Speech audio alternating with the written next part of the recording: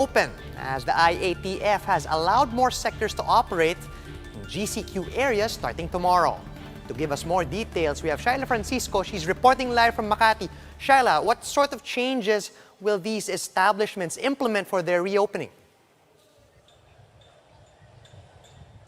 Charles expects stricter observance of health and safety protocols in nail salons and computer shops when they reopen tomorrow. As early as now, they've put in place new measures against COVID-19. Good afternoon, I'm Charles Lejano. This is One News Now. More businesses are preparing to reopen as the IATF has allowed more sectors to operate in GCQ areas starting tomorrow. To give us more details, we have Shaila Francisco. She's reporting live from Makati. Shaila, what sort of changes will these establishments implement? No customers below 21 years old.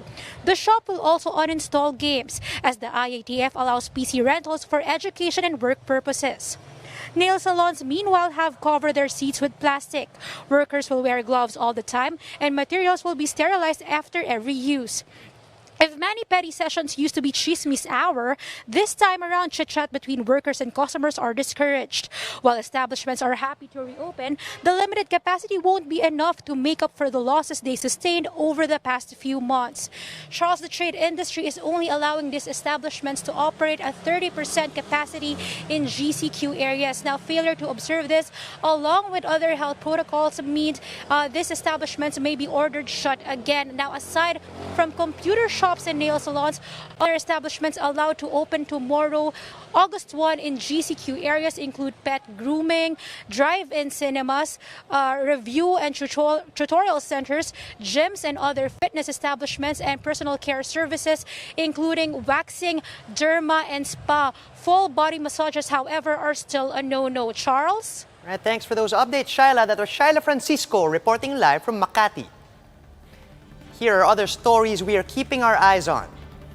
President Duterte promises free vaccinations once these become available later this year. But he says he will prioritize the poorest of the poor. He's also entrusting the military to lead the program once the government gets its hands on the vaccine.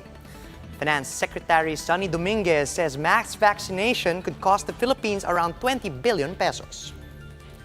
Malacanang is denying that the country is running out of hospital beds for COVID-19 patients.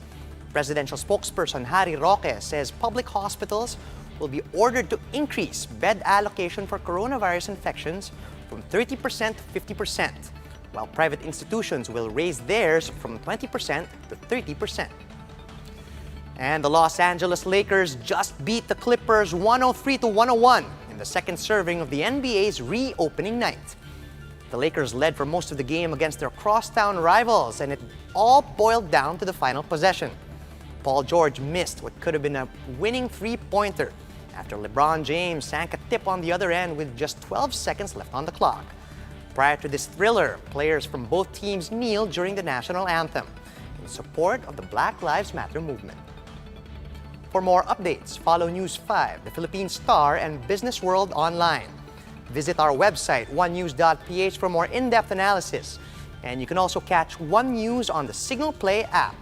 Register for a free account now at www.signalplay.com, where you can stream One News live anytime and anywhere. I'm Charles Lejano. We are One News.